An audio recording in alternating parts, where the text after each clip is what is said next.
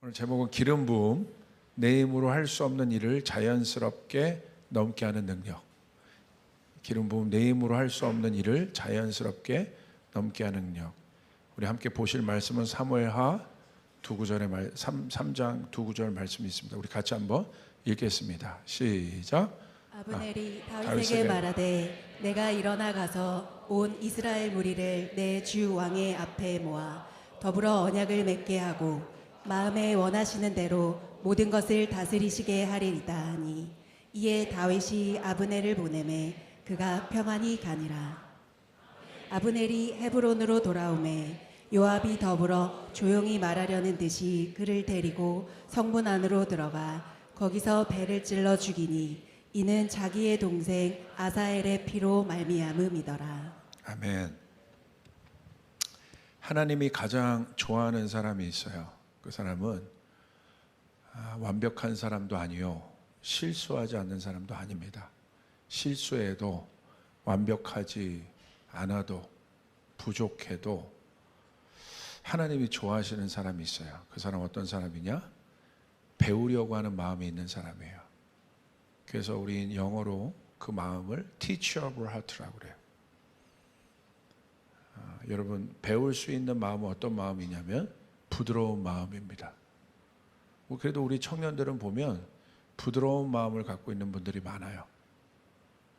그런데 굳은 마음은 배울 수가 없습니다. 딱딱한 마음은 배울 수가 없습니다.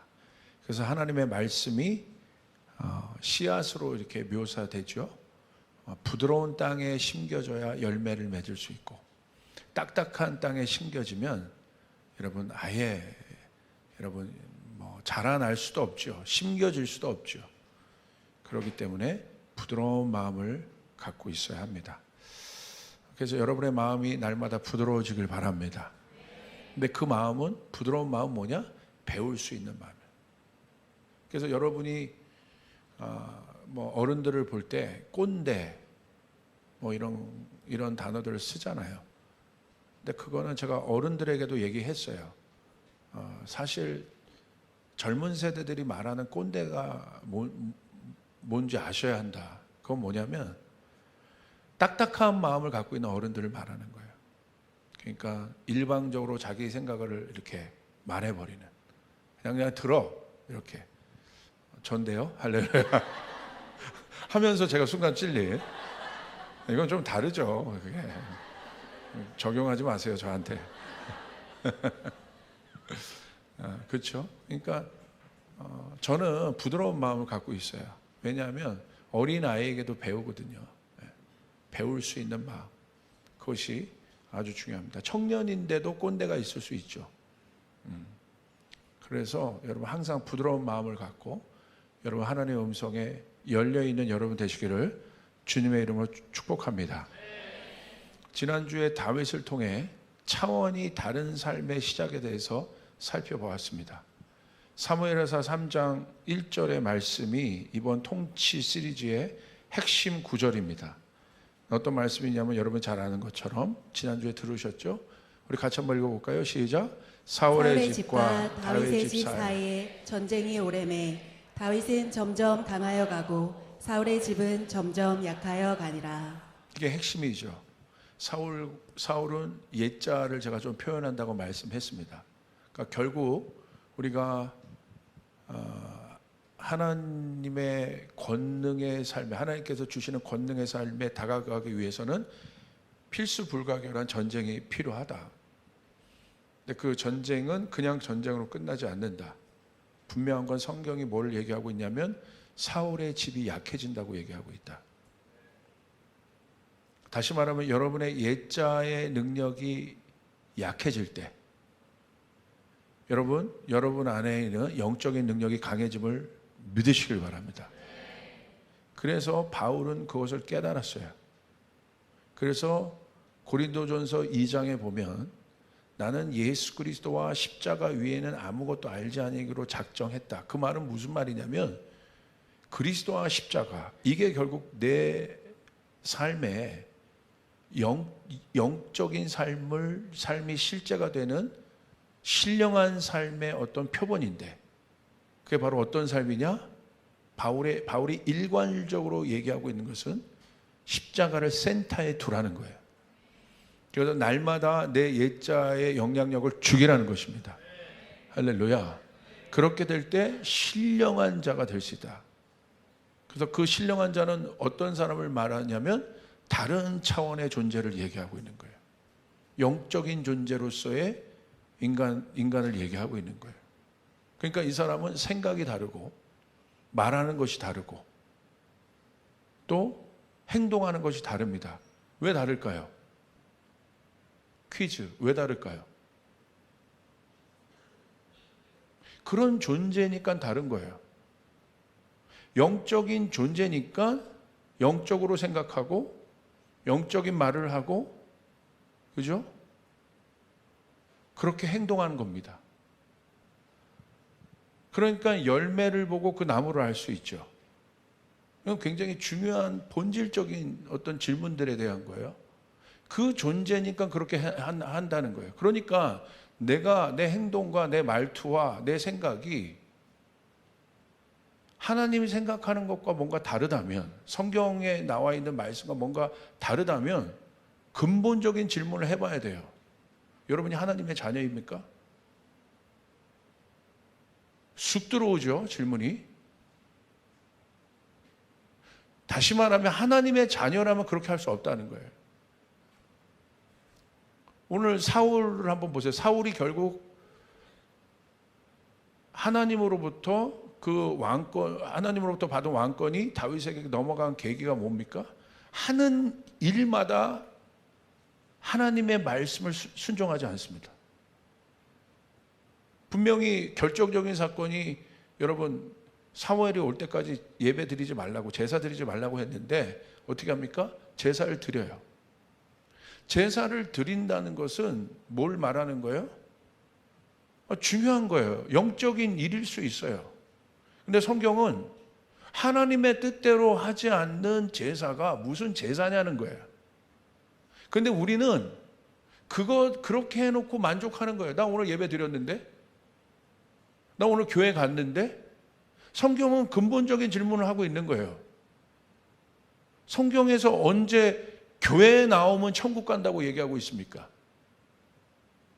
그러니까 교회는 오래 다녔는데 삶의 변화가 없어요. 생각의 변화가 없어요. 결국 결정적인 타이밍에 가서 자기 뜻대로 합니다. 사울 보십시오. 보여지는 것은 왕의 기름 부음을 받은, 하나님으로부터 기름 부음을 받은 왕이었지만 평상시에는 몰라요. 그런데 언제 나타나요? 결정적인 타이밍에 나타난다 이거예요. 결정적인 타이밍이 무엇이었습니까? 중요한 때예요. 그런데 어떻게 결정합니까? 자기 생각을 결정하죠.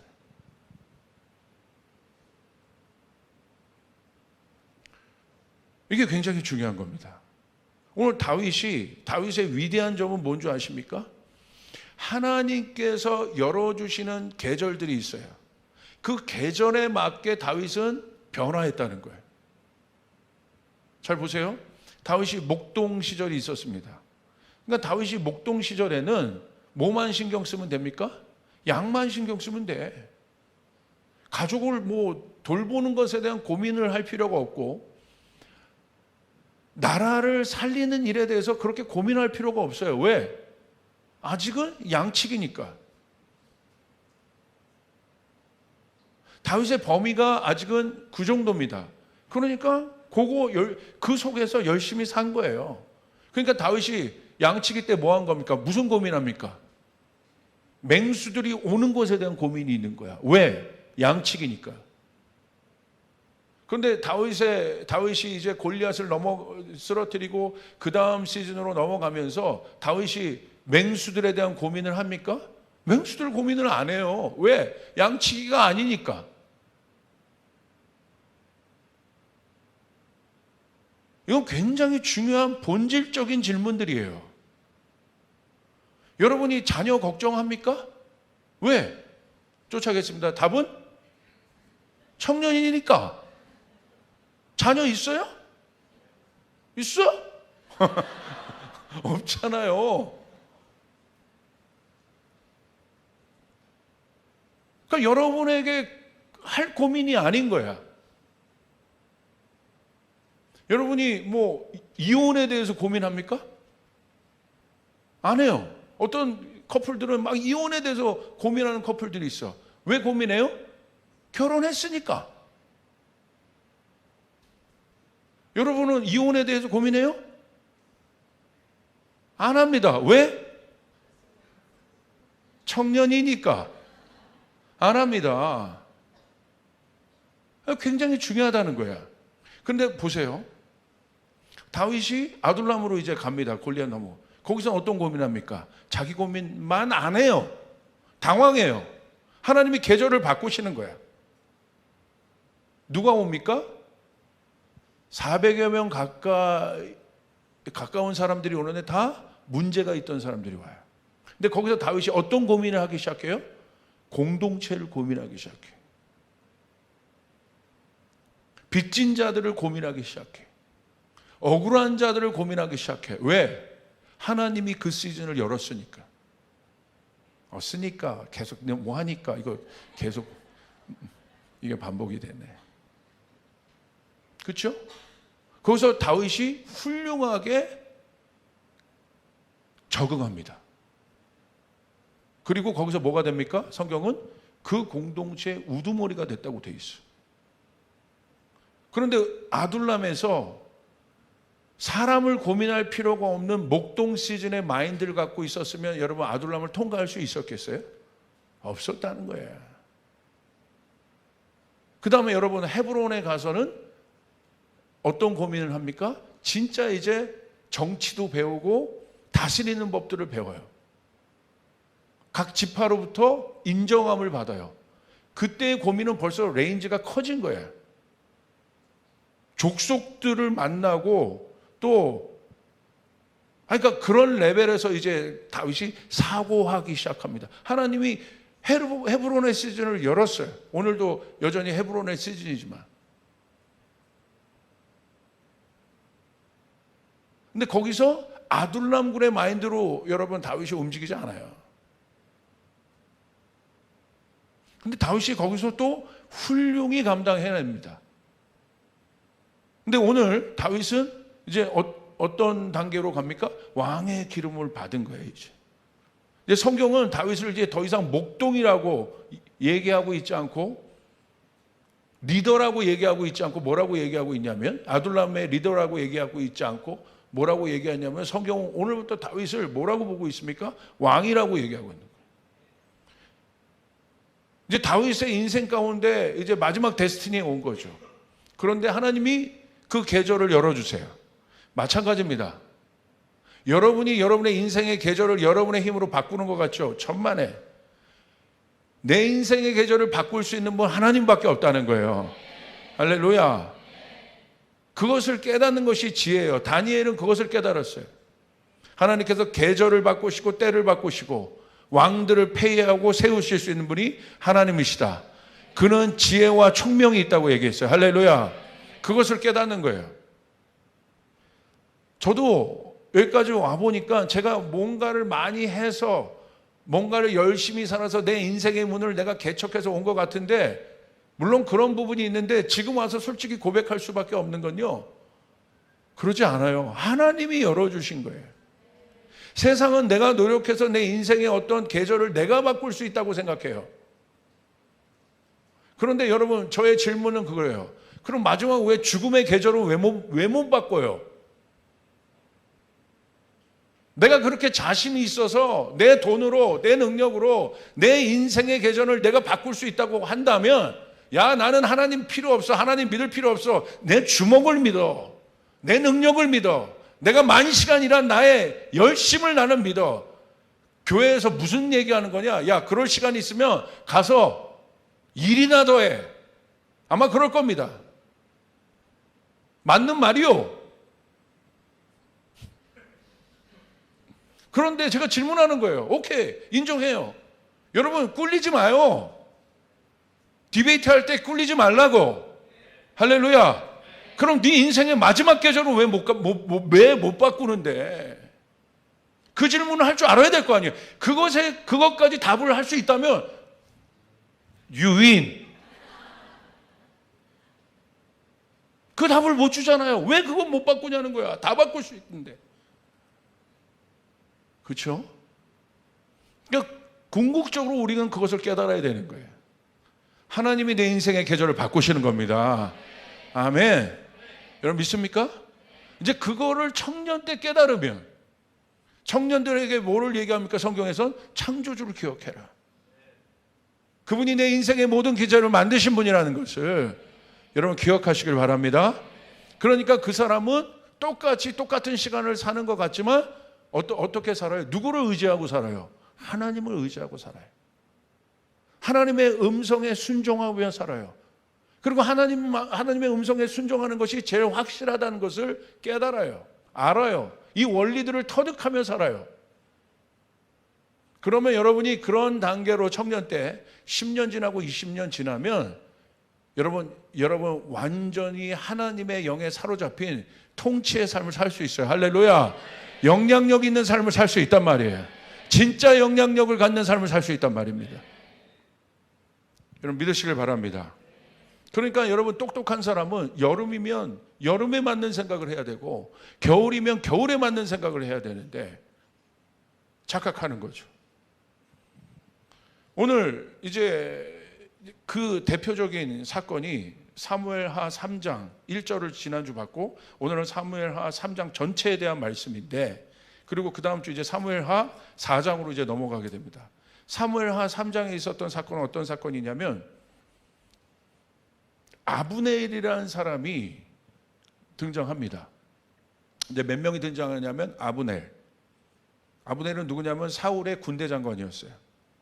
그리고 이스보셋이라는 사람이 등장해요. 이스보셋은 누구냐면 사울의 첩의 아들이에요. 그러니까 여전히 북이스라엘을 통치하고 있는 사람들이에요. 아브넬과 이스라엘이라는 사람이 지금 북이스라엘을 통치하고 있고 다윗은 유다, 남유다 쪽에 있는 거예요. 그런데 지금 북이스라엘의 실권자가 누구냐면 이스보셋이에요. 그러니까 표면적인 실권자는 이스보셋이십니다. 그런데 진짜 실권자는 누구냐면 사울의 군대 장관인 아브네일입니다. 우리 말씀 한번 볼까요?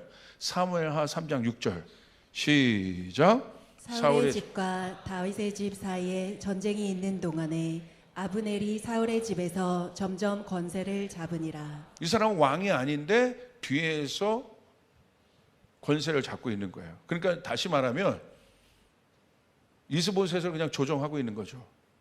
근데 오늘 몇 등장인물이 나와요. 하나님은요 아브넬을 통해서 역사하지 않아요. 왜? 이 사람은 기회주의자야.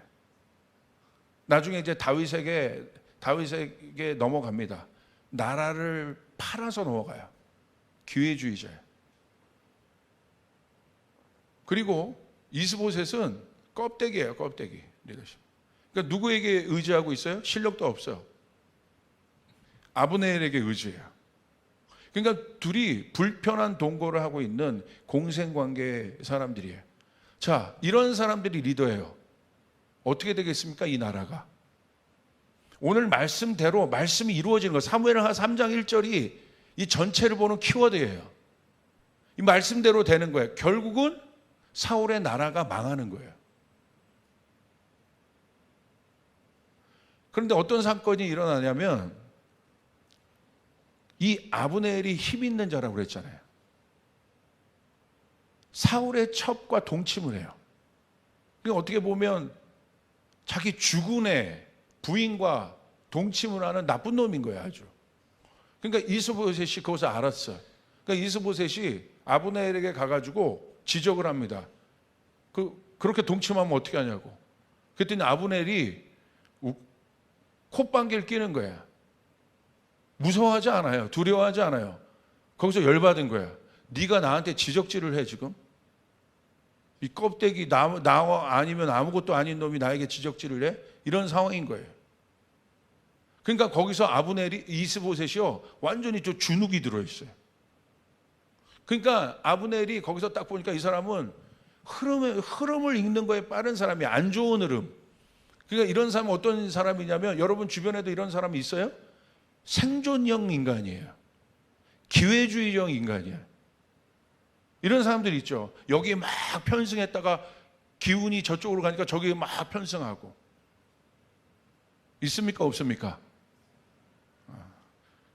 목사님, 제가 그런 사람인데요. 그런 건 아니겠죠. 그러니까 아브넬이 벌써 감을 딱 잡아요. 아, 사울의 가문은 끝났다. 대세가 기울었다. 그러니까 어디로 갑니까?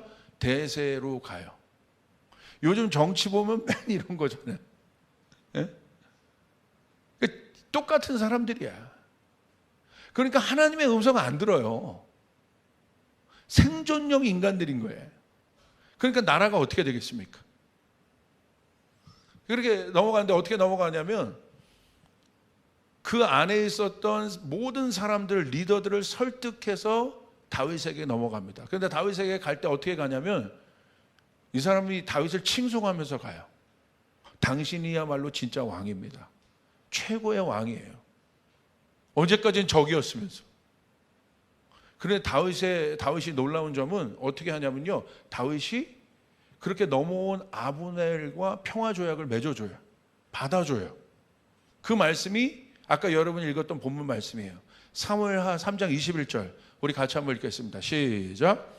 아브넬이 다윗에게 말하되 내가 일어나 가서 온 이스라엘 무리를 내 주 왕의 앞에 모아 더불어 언약을 맺게 하고 마음에 원하시는 대로 모든 것을 다스리시게 하리이다 하니 이에 다윗이 아브넬을 보내매 그가 평안히 가니라. 다윗이 뭐라고 얘기하냐면 그렇게 온 아브넬을 받아들이고 더 나아가서 평안히 가라고 해요. 자, 여러분 보세요. 이게 가능합니까?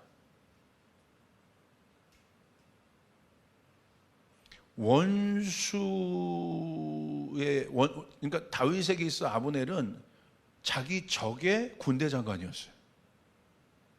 그 다윗을 얼마나 어렵게 했겠습니까? 그런데 그 군대 장관이 이 기회를 틈타서 이제는 그 마음이 어떤 마음인지 모르겠지만 아브넬의 인생을 봤을 때 순수한 마음은 아니었던 것 같아요. 그렇게 의도를 가지고 다윗에게 넘어왔는데 다윗이 어떻게 해요? 받아준다. 받아줘. 여러분 같았으면 어떻게 할 거예요? 이게 지금 제정신이냐 이게? 그렇게 나를 괴롭고 공격하고 우리를 힘들게 하더니 이제 살겠다고 네가 나한테 오냐? 아마 정상적인 마인드 같았으면 제거하고 죽였을 거예요. 근데 다윗은 받아들이는 거예요. 그리고 평화조약을 같이 맺어줘요. 그리고 그를 인정해줘요. 왜 그렇게 했을까요? 이유는 분명합니다.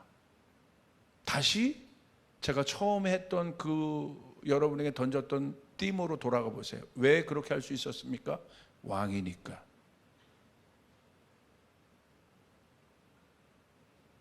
너무나 강력한 답이에요. 왕이니까 왕답게 생각해야 돼요. 왕답게 생각한다는 건 뭐예요? 다윗은 이제 고민이 되는 거예요. 왕이 됐는데 통일을 시켜야 되는데 전쟁을 하면 피를 흘려야 되잖아요. 그런데 지금 피 흘리지 않고 통일시킬 수 있는 길이 열어진 거예요. 그러니까 다윗이 자기의 사사로운 감정으로는 죽여야 돼요. 제거해야 됩니다. 그냥 능지처참을 해도 막 분이 안 풀릴 거예요. 이게 다윗의 위대한 점인 거예요. 왜? 왕의 기름 부음을 받았으니까. 기름 부음은 뭘 말하는 거예요? 그 존재를 증명해 주는 거예요. 다윗에게 기름 부음이 왔습니다. 뭘 증명해 줘요? 그때부터 성경은 뭐라고 얘기하고 있습니까? 하나님의 영이 다윗과 함께 하고 있더라. 저 사람은 하나님의 사람이다. 하나님의 영이 부어짐으로 말미암아 다윗의 입에서 불이 확 나가고 눈에서 막 레이저가 훅 나가고 다윗이 갑자기 하늘을 막 날 수 있는 무빙에 나오는 그런 존재가 된 게 아니라 막 스포하고 싶어. 할렐루야. 자, 그게 아니라 너무나 평범한데 똑같이 다윗은 살아가요. 그런데 영적인 차원에서 보니까 성경은 그를 뭐라고 지목하고 있어요? 그에게 하나님의 영이 함께 계시더라. 하나님의 사람이라는 거예요. 오늘 이 기름 부음은 내가 만들 수 있는 것이 아니에요. 이 기름 부음은 위로부터 오는 것입니다. 하늘로부터 오는 것입니다. 믿습니까? 오늘 다윗이 왕의 기름 부음을 받았다는 증거가 이겁니다. 왕의 기름 부음을 받았기 때문에 그는 왕인 거예요. 그러니까 왕답게 생각한 거예요. 동일하게 여러분에게 질문해 봅니다. 여러분은 그리스도인들이에요. 그러면 그리스도인답게 생각을 해야 되는 거예요. 그리스도인답게 생각하는 건 뭐예요? 어떤 이득이, 어떤 걸 갖고 내가 옆에 있는 사람이랑 막 다투고 막 경쟁하고 그래야 돼. 그런데 이 경쟁하는 건 좋은데 이 경쟁하면서 막 저 사람을 막 상하게 하고 저 사람에게 막 손해를 끼치면서까지 내가 그 일을 해야 돼. 여러분 어떻게 하시겠어요? 하면 안 됩니다. 왜? 그리스도인이니까. 다른 답이 없는 거예요. 내가 막 어떤 사람이 나에게 욕하고 안 좋게 했어요. 정상적인 마인드를 가면 여러분 원투 꽂고 훅 꽂고 그 다음에 엎어치게 해가지고 헤드락 걸어야 되는데 그렇게 할 수가 없는 거예요. 왜?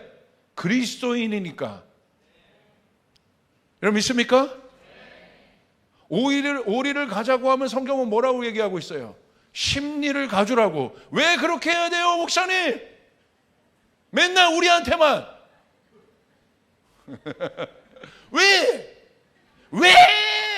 우리한테만. 왜 그래요? 그리스도이니까. 여러분이 주님의 제자니까. 여러분 믿습니까? 왜 이 교회에서는 뭔가 이렇게 뭐 집회도 맡고 뭐 어디 나가고 킹덤컴 해야 되고 선교하자고 해요. 왜? 그리스도인의 제자니까. 다른 이유가 없는 거예요. 정체성에 관계된 거야. 오늘 다윗이 그를 품어야 되는 이유는 한 가지예요. 목동이면 그럴 필요가 없는 거야. 근데 다윗은 왜 그렇게 했습니까? 왕이니까. 왕이니까 뭘 생각해야 돼요? 통합을 생각해야 되는 거예요. 하나 되는 것을 생각해야 되는 거예요. 다른 레벨에서 생각해야 되는 거예요. 다른 차원에서 생각해야 되는 거예요. 잘 보세요. 대위의 마인드와 사단장의 마인드가 같겠어요? 사단장은 사단장답게 생각해야 되는 거예요. 대위에게 사단장의 생각을 강요하지 않아요. 근데 오늘 성경은 얘기하고 있는 거예요. 제자들에게는 주님이 말씀하시는 거예요. 제자답게 살아야 된다고 말씀하고 있는 거예요. 아멘. 자기를 부인해야 된다고 얘기하고 있는 거예요. 십자가를 지라고 얘기하고 있는 거예요. 자기를 부인하고 십자가를 지는 사람만이 제자인 거예요. 여러분 믿으시면 아멘 합시다. 왜 내가 자기를 부인하고 십자가를 져야 되나? 제자이니까. 이거보다 명확한 답은 어디 있습니까? 여기 운동하는 지체들이 있죠? 운동하는 지체들이 막 입에 단내를 품고 단내가 날 때까지만 운동하고, 여러분이 태능선수촌에 불려서 이 국가대표를 다뤘다고 생각하세요. 해보세요. 남들보다 아마 운동을 막 2배, 3배 더 해야 될 수 있어요. 왜? 여러분 그거 하면서 너무 힘들죠. 그런데 왜 여러분 그걸 감내합니까? 국가대표니까. 너무나 명확한 거잖아요. 성경은 우리의 어떤 행동을 얘기하고 있지 않아요. 행동으로 해서 나를 증명한 것이 아니라 네가 그 사람이기 때문에 그렇게 살아야 된다는 거예요. 아멘. 여러분 믿습니까? 우리 교회 한 자매가 저에게 찾아왔어. 어저께 청년 일부. 근데 이 아이가 요즘에 하나님과의 깊은 사랑에 빠져 있어요. 깊은 사랑에 빠져 있어요. 전 얘를 보면 참 유쾌한데 깊은 사랑에 빠져 있어. 근데 왜 찾아왔냐면 하나님 앞에 너무 자기의 삶이 의탁되어 있어서 뭐 하려고 하냐면 선교 가려고 하는 거죠. 그래서 1년 선교사 그 프로그램에 자기를 헌신하려고 하고 있는 거예요. 그래서 제가 쭉 판단을 이렇게 할 필요가 있었죠. 왜? 나는 너를 아니까. 그런데 쭉 살아온 얘기를 듣는데, 요즘 이야기를 듣는데 깜짝 놀란 거예요. 너무너무 달라진 거예요. 내가 아는 누구 맞나? 어떻게 저럴 수 있지? 막 그걸 나누는데 막 거의 랩 수준으로 나누는 거예요. 근데 거기서 놀라웠던 저의 귀를 사로잡았던 포인트가 뭐냐면 많은 일들을 나눴었는데 그 중에 한 포인트가 뭐냐면 자기가 레슨도 하고 막 그런 사람이에요. 이렇게 그런 직업도 갖고 있어요. 근데 자기가 마음에 안 들고 미워하는 사람들이 있었다는 거예요. 세상 사람들은요, 내 마음에 안 들고 미워하는 사람이 있으면 내가 안 보면 돼. 왜? 관계 없으니까. 그런데 이 청년이 저한테 그러는 거예요. 제 안에 그 마음이 막 생겼는데 성령께서 자기에게 얘기하시더래. 뭐라고 얘기하냐면, 내가 그 사람을 사랑하는데 왜 네가 미워하니? 내가 그 사람을 존중하는데 네가 왜 무시하니? 거기서 깜짝 놀란 거예요. 그래서 회개하고 사랑한다는 거예요. 너무 놀라운 거였어요. 여러분, 바깥에서는요, 그럴 필요가 없어요. 나와 관계없고 나를 힘들게 하는 사람인데 내가 못하러 그 사람을 사랑하려고 노력해야 됩니까? 그럴 필요가 없어. 그런데 우리는 왜 그렇게 해야 돼요? 그리스도인이니까. 그러니까 여러분 보세요. 기름 부음이란 건 뭐냐면 정체성에 관계된 것이고, 내가 그 정체성의 올바른 궤도 안에 들어갈 때 내가 할 수 없는 일들을 넘어가게 되는 거예요. 할렐루야. 믿으시면 아멘 합시다. 여러분, 사도행전에 놀라운 초자연적인 능력이 나타나길 원하십니까? 왜 여러분 그 일들이 나타납니까? 제자이기 때문에. 제자는 그 권능이 있단 말입니다. 제자이니까 성령 받은 거예요. 일반 군중에게 성령이 임하는 것이 아니라 하나님의 권능이 누구에게 임해요? 일반 군중에게 성령이 임해도 귀한 걸 몰라. 쓸 줄을 몰라. 그런데 제자에게 성령이 임하니까 이 성령이 어디에 쓰입니까? 하나님 나라를 확장하는 데 쓰였다는 것을 믿으시길 바랍니다. 아멘. 사람을 살리는 데 썼다는 걸 믿으시길 바랍니다. 여러분이 비즈니스 하는 분들이 있습니까? 하나님 여러분에게 돈을 주셨어요. 복받게 하셨어요. 그럼 어떻게 쓰셔야 돼요? 하나님 나라를 위하여 여러분의 재정을 써야 되는 거예요. 왜? 크리스찬 CEO이기 때문에. 일반 기업은 뭐예요? 그냥 이윤 추구야. 우리는 그런 걸 많이 배워요. 기업의 정신이 뭐냐? 이윤을 추구해야 된다. 저는 본질적인 질문을 하고 싶은 거예요. 꼭 기업은 이윤을 추구해야 돼? 무슨 말인지는 알겠어요. 왜 그 다음 단계를 안 가르쳐요? 이윤만 추구하라고 가르치니까 어떻게 돼요? 위대한 기업이 안 나와요. 여러분, 공부 왜 하십니까? 우리는 공부해야 될 이유가 있어요. 그리스도인으로서. 공부가 여러분의 목표하는 어느 단계에 여러분을 가까이 갈 수 있는 도구가 되는 것은 분명합니다. 그럼 하나님이 여러분에게 공부를 주셔서 공부해서 어느 단계에 갔다면 이제는 그 속에서 그걸 갖고 여러분 나눌 수 있어야 되는 거예요. 아멘. 제가 그리스도인이지만 목사입니다. 제가 운전하고 가는데 제가 억울한 일, 제가 막 잘못도 안 했는데 문 열고 저에게 막 쌍욕을 하고 막 뭐라고 했어요. 그러면 저 같으면 어떻게 할까요? 내립니다. 근데 사실 이번 토요일 날 내릴 뻔 했어요. 창문에 거의 반만 나왔어요, 이렇게. 그러고 나서 얼마나 막 부끄럽고 회개했는지. 그런데 거기서 내가 잘못을 안 했는데 옆에 와가지고 막 욕을 막 육두문자 쓰고 저에게 뭐 해도 제가 참아야 돼요. 왜? 그리스도인이고 또 하나 목사니까. 목사가 멱살 잡고 싸우겠어요?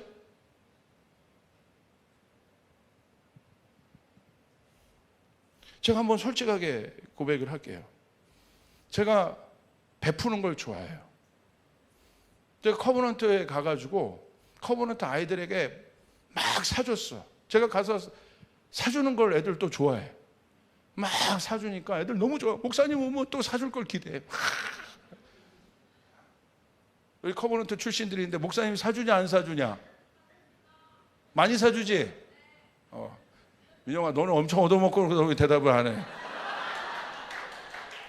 저 자식이 저 대학생 됐다고 나는 이제 뽑아 먹을 거다.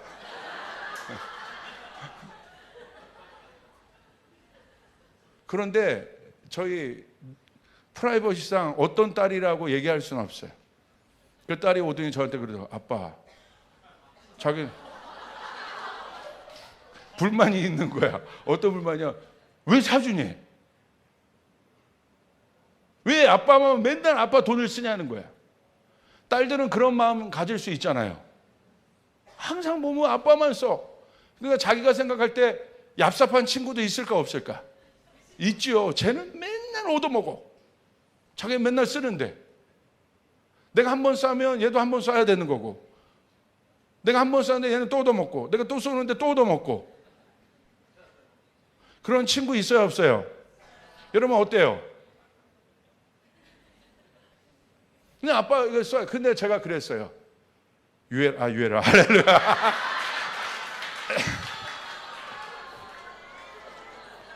아니 다음부터 이제 뭐 숨기는 거 안 해야겠어. 내 성격이 안 맞아. 유해라, 아빠는 사줘야 돼. 왜? 목사잖아. 목사님은 베푸는 사람이야. 사주는 사람이야. 내가 목사가 아니었으면 그런 고민 덜 했을 것 같아. 이게 다른 게 아니라 이게 기름 부음인 거예요. 여러분 믿습니까?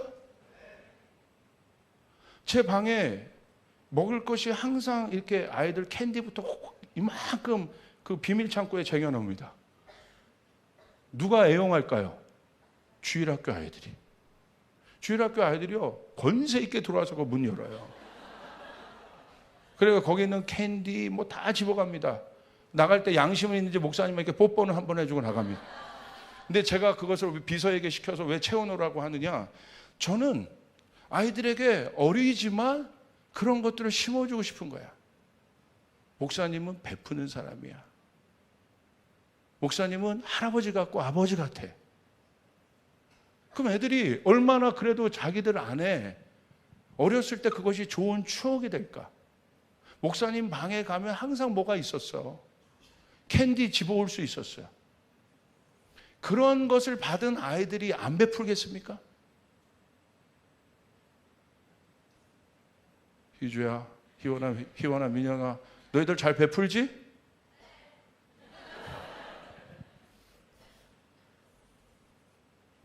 오늘 다윗은 왕이니까 그런 거예요. 누가 세운 왕? 하나님이 세운 왕이니까. 그럴 때 진짜 통치가 나오는 것입니다. 자기 뜻대로 하는 통치가 아니라 하나님의 뜻이 이루어지는 통치. 오늘 하나님이 누구를 쓰십니까? 아브넬을 쓰세요? 이스보셋을 쓰세요? 또 한 명이 나와요. 그 사람이 누굽니까? 요압입니다. 요압은 다윗 편이었어요. 근데 요압은요 전혀 다르게 움직여요.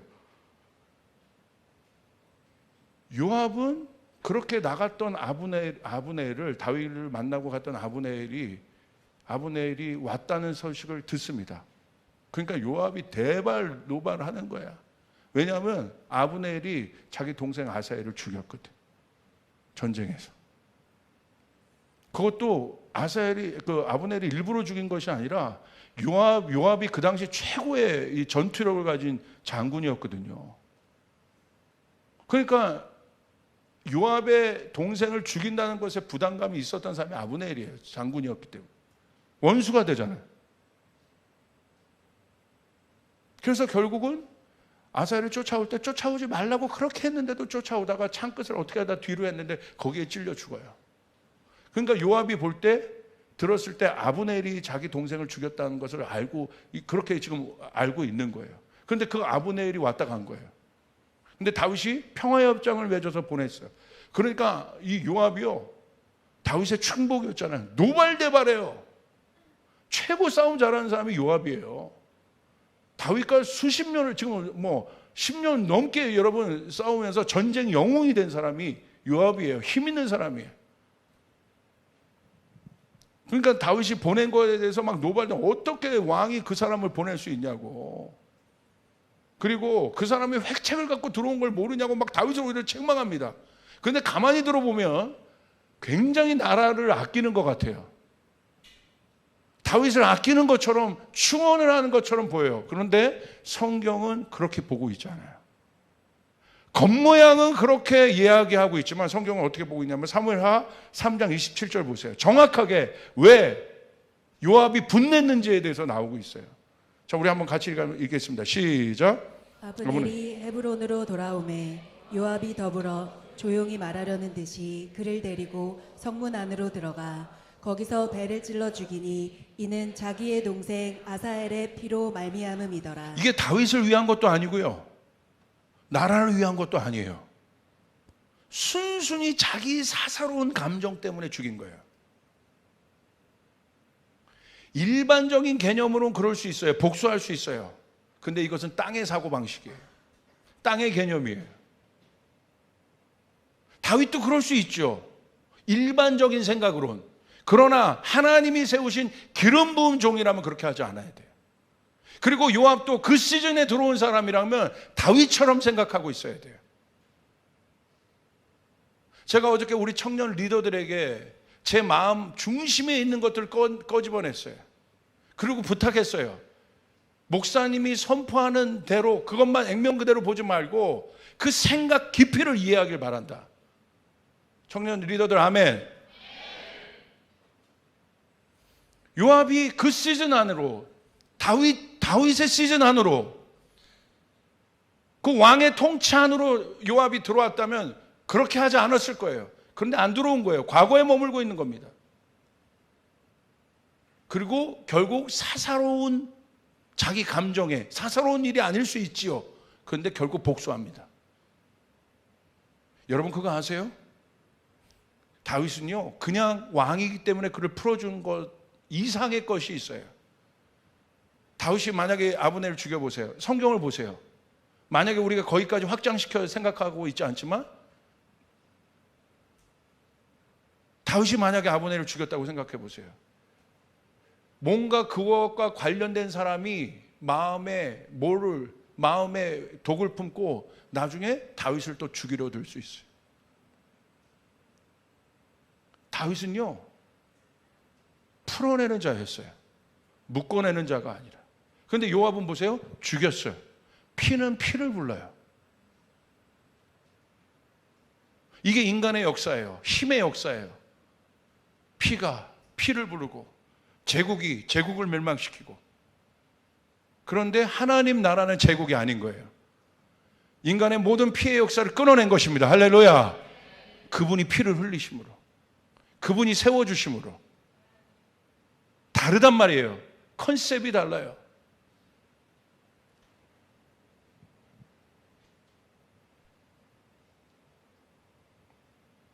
사무엘하 3장 29절 30절 보세요. 결국 요압도 어떻게 됩니까? 성경은 요압에게 이런 결론을 지어줘요. 우리 같이 한번 읽겠습니다. 시작. 그 죄가 요압의 머리와 그의 아버지의 온 집으로 돌아갈지어다. 또 요압의 집에서 백탁병자나 나병 환자나 지팡이를 의지하는 자나 칼에 죽는 자나 양식이 떨어진 자가 끊어지지 아니할지로다 하니라.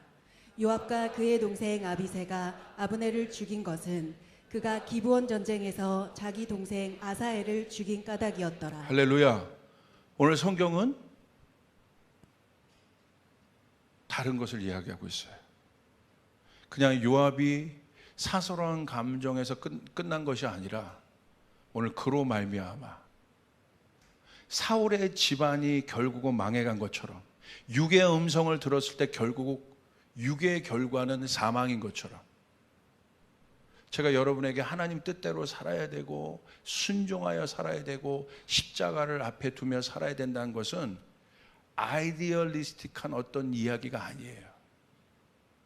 실제인 것이에요.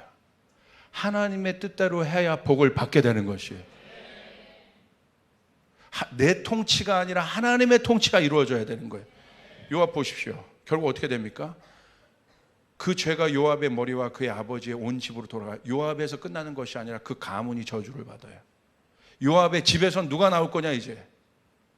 백탁병자. 이 사람은 뭐냐면요, 이게 무슨 병이냐면 임질이나 혈루병 같은 유출형 병이에요. 백탁병자. 그러니까 여러분, 굉장히 그 당시에도 쳐다보지도 않았던 그런 병입니다. 나병 환자, 한센병, 뭔 아시죠? 지팡이를 의지하는 자, 누굽니까? 장애인들? 뭔가 핸디캡이 있는? 칼에 죽은 자. 여러분, 칼에 죽은 자 얼마나 이게 비참한 인생입니까? 양식 떨어진 자, 가난한, 끊어지지 아니할 것이다. 사무엘하 3장 1절이 키볼스라고 그랬어요. 사울의 집안이 점점 약해진다, 망해진다. 우리 청년들에게 제가 부탁합니다. 여러분, 하나님의 뜻대로 서시길 바랍니다. 하나님의 통치의 기름 부음을 받으시길 바랍니다. 영의 사람이 되시길 바랍니다. 그게 바로 리뉴 마인드고 케노시스의 사람들이에요. 그렇게 될 때 하나님의 능력이 임하게 되는 것입니다. 역사가 일어나게 됩니다. 그냥 성경에 나온 것처럼 다윗의 집안은 강성해지더라. 여러분, 영에 속한 사람이 돼서 여러분 강해진 사람이 될 것입니다. 여러분의 속사람이 강해질 것입니다. 그것이 바깥의 실제가 될 것입니다. 여러분의 기업은 강해지게 될 것입니다. 여러분의 꿈은 강해지게 될 것입니다. 여러분의 가정은 강해지게 될 것입니다. 여러분 믿습니까? 그런데 30절에 또 나오죠. 그가 아브넬을 죽인 것은, 아까 나왔죠. 또 반복해요. 성경은 지속적으로 요압이 왜 하나님의 저주를 받았는 줄 아냐? 그 속에 아사헬을 죽인 까닭이라. 맺혀 있는 거예요. 묶여 있는 거예요. 오늘 주님의 마음이, 여러분에게 주고자 하는 주님의 마음이 이겁니다. 오늘 여러분 가운데 기름 부음이 왜 필요하느냐? 묶임은요, 내 힘으로 풀 수 없어요. 그걸 묶였다고 하는 거예요. 내 힘으로 그것을 해결할 수 있다면 묶이겠습니까? 안 묶여요. 그러니까 내 힘으로 해결할 수 없으니까 묶이는 거예요. 그런데 그 묶임을 더 만져. 그럼 어떻게 돼요? 더 꼬이는 거야. 여러분의 인생에 청년 때 왜 좌절하는 줄 아세요? 묶여 있는 거예요. 내 힘으로 넘어갈 수 없는, 해결할 수 없는 일들이 많아진 거야. 근데 우린 그때 깨달아야 돼요. 그 묶임을 풀 수 있는 분은 주님밖에 없다는 거예요. 위로부터 오는 기름 부음밖에 없다는 것이에요. 그러므로 사랑하는 여러분, 앞에 골리앗을 처단해달라고 얘기하지 마시고, 풍랑을 처단해달라고 얘기하지 마시고, 오히려 주님은 여러분 우리에게 말씀하는 거예요. 다윗이니까 골리앗을 이길 수 있는 거예요. 할렐루야. 예수님의 제자니까 풍랑을 잠잠케 할 수 있는 것이에요. 그런데 우리는 그 앞에 있는 문제에 함몰되어 있어요. 주님이 여러분에게 왕의 기름 부음을 통해서 풀어주고자 한 건 하늘의 능력이 실제가 되는 것입니다. 여러분이 가는 곳마다 가난이 해결되는 일들이 일어날지어다. 병든 자가 치료되는 일들이 일어날지어다. 여러분의 직장에서 그 일들이 일어날지어다. 땅끝에서 그 일들이 일어날지어다. 여러분을 통하여 한 나라가 돌아오는 일들이 일어날지어다. 믿음으로 한 번만 더 선포합시다. 아멘. 통치 다른 차원의 삶. 통치 다른 차원의 삶. 여러분 믿습니까? 이 세상을 바꿀 수 있는 것은 기름 부음을 받은 다른 차원의 능력을 가진 자들이 이 세상을 다스릴 수 있다는 것이에요. 여러분이 알바하며 살아도 상관없어요. 이 세상이 여러분이 뭐라고 해도 상관없어요. 오늘 여러분에게 필요한 건 위로부터 오는 기름 부음인 것이에요. 여러분 그 사실을 믿으시길 바라요. 그것을 사모하시기를 바라요. 내가 오늘 누구 만나서 인맥돼야지 하는 것이 아니에요. 여러분 금요일에 요셉 설교를 말씀했잖아요. 하나님이 택한 사람은 여러분 감옥에 있어도 여러분 구할 사람이 온단 말이에요. 그게 통치의 권세인 것이에요. 여러분에게 그 능력이 오게 해야 되는 것이에요. 남 따라다니지 마시길 바랍니다. 세상 따라다니지 마시길 바랍니다. 여러분을 통하여 그 일들이 개척되어지고 세워지는 일들이 일어날지어다. 아멘. 제가요 2부 예배 끝났는데 어떤 분이 아주 멋지게 생긴 어떤 자매님이 오셨어요. 자매님 오셨는데 목사님 뭐 저희 아내랑 얘기하고 있는데 어떻게 오셨나 이렇게 딱 봤더니 뭐 얘기를 하니까 새롭게 오는 분들은 많은데 이렇게 적극적으로 얘기하는 분들은 제가 이렇게 어떻게 오셨어요? 묻습니다. 이 묻는데 이분이 뉴욕에서 비즈니스를 하는 분이야. 그래서 제 설교를 오래 듣다가 어떤 모르겠어요. 어떤 상황이 있는지. 금요일 날 감옥에 있어도 어려움에 있어도 올 사람은 온다. 그 말에 하나님 말씀하셔서 여기까지 찾아오신 거예요. 할렐루야. 아멘. 오늘 여러분에게도 기름 부음이 진짜 부어지면 여러분이 왕이니까 내가 노력해서 왕이 되는 게 아니에요. 내가 노력해서 문을 여는 것이 아니라 이것이 기독교의 핵심 복음이에요. 주님이 이미 십자가의 죽으심으로 다 해결했습니다. 오늘 여러분 안에 그것을 믿어야 되는 것이에요. 이해가 아니라 그렇게 살기로 결정해야 되는 것이에요. 어려운 곳으로 가도 그렇게 하기로 결정해야 되는 것이에요. 그리고 어떻게 결정해야 돼요? 주님 뜻대로만 하겠다. 그런데 그렇게 못하잖아요. 부족해요. 거기서 그럴 때마다 주님 앞에 또 나와서 십자가 붙들고 또 내가 가다가 그렇게 마음 먹었지만 또 어려워. 그럴 때 포기하지 말고 주님 앞에 언제나 우리 주님은 팔 벌려 우리를 받아주시고 우리를 세워주시는 분이 주님이심을 믿으시길 바랍니다. 얼마나 다행입니까? 주님이 우리를 웰컴하시는 분이셔서 올 때마다 우리를 환영해 주시는 분이셔서 우리를 세워주시는 분이셔서 문제는 뭡니까? 안 가는 게 문제인 거지. 기도 안 하는 것이 문제인 거지. 오늘 여러분에게 제발 이 하늘의 능력이 실제가 되길 바랍니다. 마지막입니다. 그러면 그와 같이 순종하여 왕의 통치를 결국 적용시켰던 다윗이 받았던 축복은 뭐예요? 사무엘하 3장 37절 보겠습니다. 시작. 이날에야 온 백성과 온 이스라엘이 넬의 아들 아브넬을 죽인 것이 왕이 한 것이 아닌 줄을 아니라. 기가 막혀요. 다윗은요, 아브넬이 요압 때문에 죽었잖아요. 쉽게 말하면 국가 장례식을 열어준 거예요. 국장을 열어줘. 국장을. 이거 국장으로 해야 돼. 그리고 어떻게 했습니까? 통곡하여 울고 있었어요. 그런데 오늘 이 말씀 보세요. 이 장례식 때문에 다윗은 왜 한 거예요? 왕이니까. 적이어도 내 백성인데. 왕이 아니면 그럴 필요 없죠. 저도 나와 대척점에 있었지만 하나님의 뜻대로 살려고 했던 사람이고 내 백성 아닌가. 그래도 군대 장관 아니었던가. 그 사람을 리스펙트했습니다. 존중했어요. 우리나라 보세요. 그냥 무조건 정권 바뀌면 다 적인 거야. 리스펙트하는 문화가 없습니다. 이게 다윗의 그릇인 거예요. 어마어마한 사람인 거예요. 그런데 다윗은 그냥 왕이니까 내 백성을 위해서 한 사람을 위해서 리스펙트하고 그렇게 했는데 백성들이 여러분 기가 막히죠? 이때 다윗이 사람들은요, 백성들은 소문이 났나 봐. 아브넬을 죽였다고. 아, 다윗도 별 수 없지. 그냥 원수면 다 죽이는 거야. 뭐 저도 사람인데. 그렇게 알고 있었던 것 같아요. 그런데 다윗이 진심으로 우니까 원수에게 그렇게까지 해주겠어요? 그러니까 사람들이 다윗이 죽인 게 아니구나. 저 사람은 진짜 백성들을 품고 심지어 적까지도 품는 사람이구나.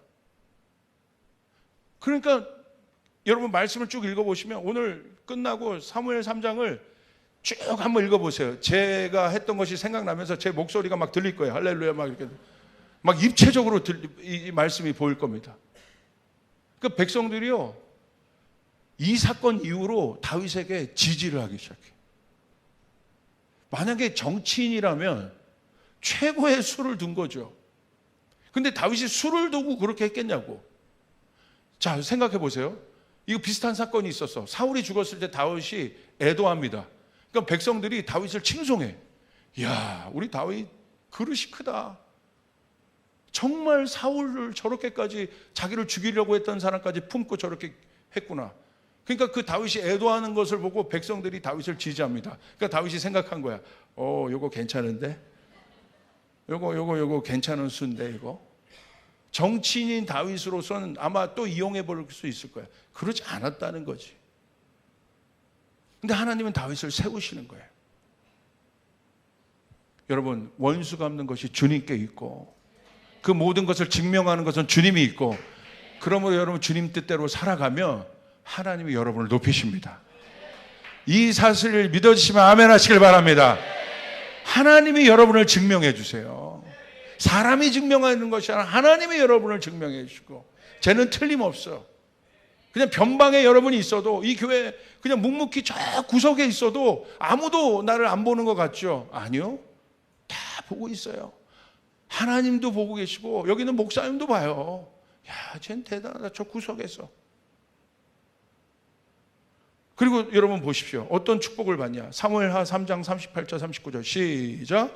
왕이 그의 신복에게 이르되 오늘 이스라엘의 지도자요 큰 인물이 죽은 것을 알지 못하느냐?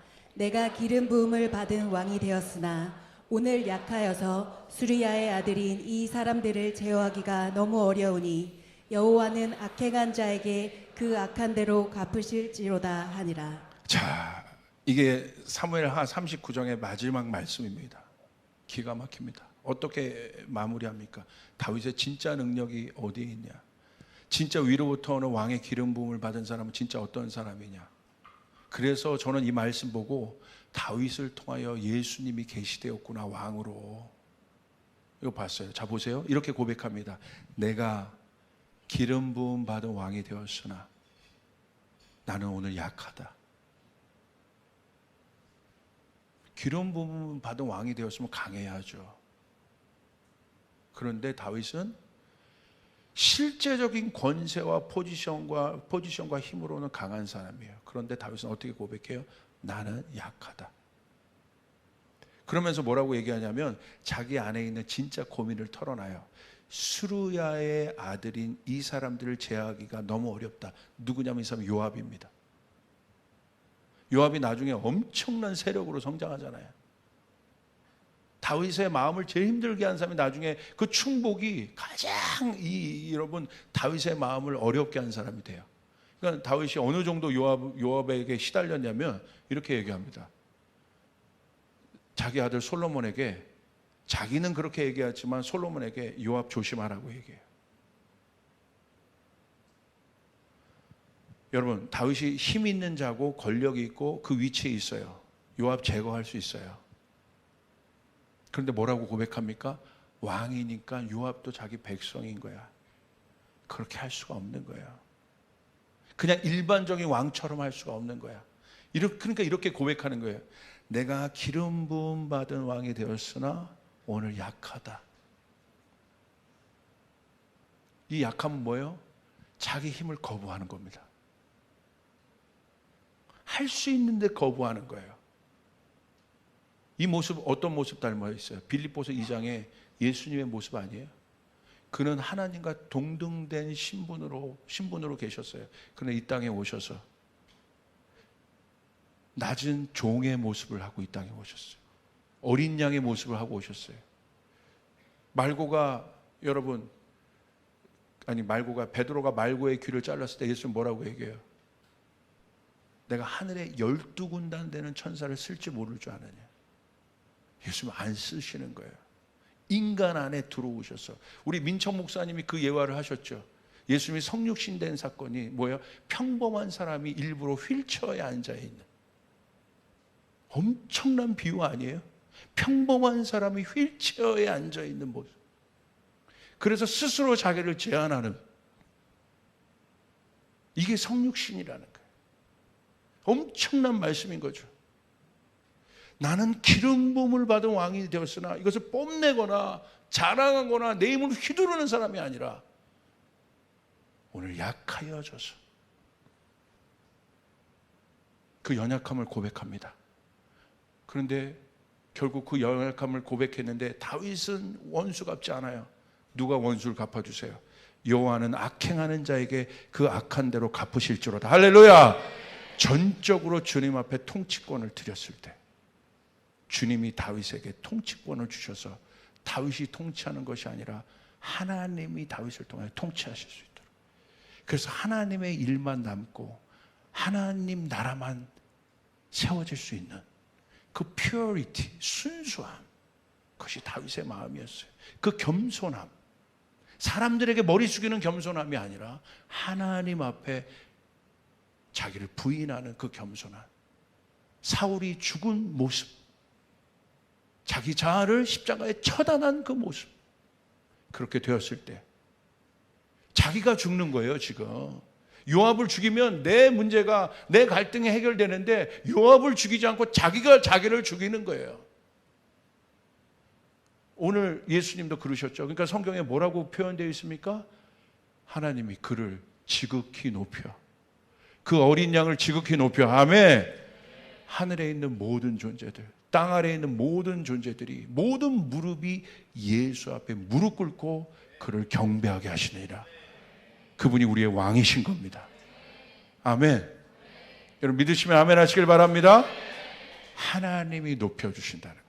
하나님이 세워주신다는 거예요. 하나님이 확장시켜 주신다는 거예요. 오늘 그 일들이 여러분의 삶 가운데 일어나기를, 우리 청년들에게 일어나기를 주님의 이름으로 축복합니다. 우리 주님께 영광의 박수 올려드리겠습니다. 우리 다 같이 일어나겠습니다.